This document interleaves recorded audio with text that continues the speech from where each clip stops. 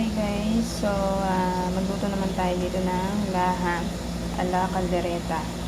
So meron tayong karning tupa, sibuyas, kamatis, mga papalasa, tomato paste, bawang, saka asin. So pagsama-samahin lang natin ito guys sa pressure cooker. So ilagay na natin yung laham. Wala pa po yung apoy yan. Hindi pa po ako naglalagay ng apoy, saka yung sa baso. So ayan po yung laham, sibuyas,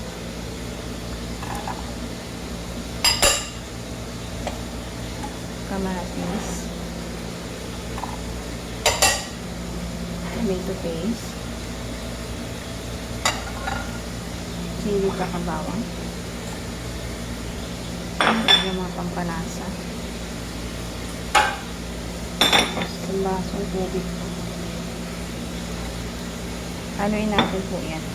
Wait lang, patay pa sa pampahalo. So yan guys, haluin lang po natin yan.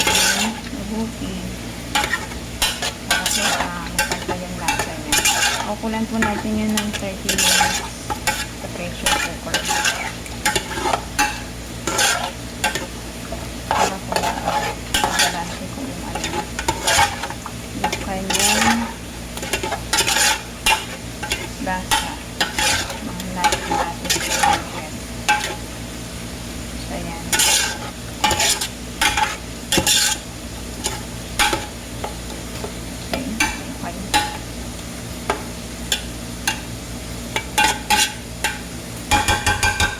Natin po sa apoy. Tara.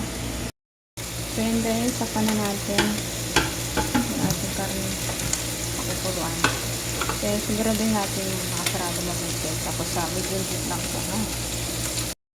So yun guys, nilagay na tayo ng pakit saka pinakuyanay natin sa side.